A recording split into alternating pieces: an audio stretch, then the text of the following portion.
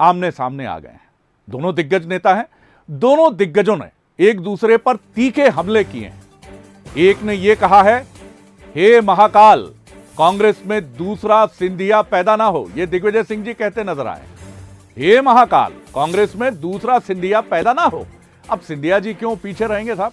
सिंधिया जी का दिग्विजय सिंह जी पर पलटवार है, हे महाकाल, दिग्विजय सिंह जैसे देश विरोधी भारत में पैदा ना हो। दिग्विजय जैसे मध्य प्रदेश के बंटाधार भारत में पैदा ना हो। तो दोनों ने एक दूसरे पर बहुत ही तीखा वार पलटवार किया है। आपकी स्क्रीन पर है।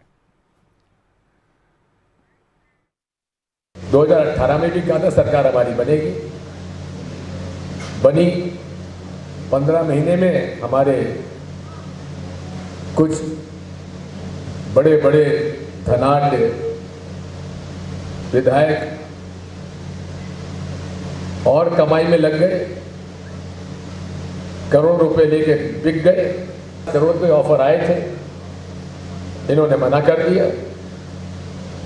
और मैं इसीलिए कहता हूं, अकाल दूसरे ज्योतिरादित्य सिंधिया कांग्रेस में पैदा ना हो। तो आपने देखा कि ये वार पलटवार की सियासत है दिग्विजय सिंह और ज्योतिरादित्य सिंधिया के बीच। किसने क्या कहा देख लीजिए, एक बार स्क्रीन पर नजर डालिए।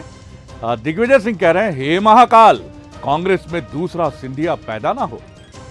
कांग्रेस में दूसरा सिंधिया आना ही नहीं चाहिए। ये दिग्विजय सिंह जी की महाकाल से प्रार्थना है, क्योंकि उज्जैन में थे। अब सिंधिया जी क्या बोले, हे महाकाल, दिग्विजय जैसे मध्य प्रदेश के बंटाधार भारत में पैदा ना हो। यानी दोनों महाकाल से गुहार लगा रहे हैं कि भैया इनसे बचाइए।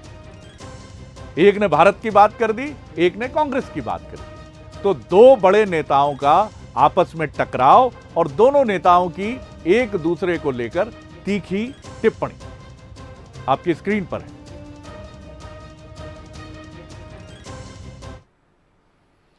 अब भला बाकी नेता साहब क्यों पीछे रहते? तो देखिए, बीजेपी के जो नेता हैं, सीनियर लीडर हैं, बड़ी चर्चा भी है इस वक्त। उन्होंने बड़ा अच्छा कार्यक्रम किया था बैरागढ़ में। भगवान दास सबनानी जी ने भी पलटवार किया है। क्यों पीछे रह जाएं वो? उन्होंने कहा है कि मैं दिग्विजय सिंह के बयान का घोर विरोध करता हूं। जब तक सिंधिया कांग्रेस में थे तब तक तो अच्छे थे, और अब इस तरीके के शब्द का प्रयोग कर रहे हैं। बताइए भैया दिग्विजय सिंह जी, आप अपने कुनबे में भी तो देखें, अपने कुनबे में भी तो ताक झांक करें जरा। शब्दों का प्रयोग नहीं करना चाहिए। जब तक सिंधिया जी आपके साथ थे तब अच्छे थे।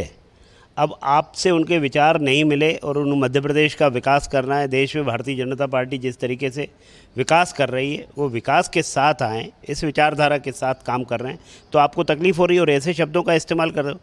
आप याद रखिए कि इसमें भारतीय जनता पार्टी के जो कार्यकर्ता हैं वो बड़े संयम के साथ काम करते हैं। ऐसे शब्दों का इस्तेमाल मत कीजिए दिग्विजय सिंह जी। अपने कुनबे को झांक करके देखिए और फिर किस किस के बारे में आपको क्या क्या टिप्पणी करनी है। आपत्तिजनक है, मैं इसका घोर विरोध करता हूँ। घोर विरोध कर रहे हैं सबनानी साहब। तो अब महेंद्र सिंह सिसोदिया जी कैबिनेट मंत्री हैं, सिंधिया जी के बेहद करीबी हैं, वो क्यों पीछे रह जाते? उन्होंने भी महाकाल के सामने अर्जी लगाई है।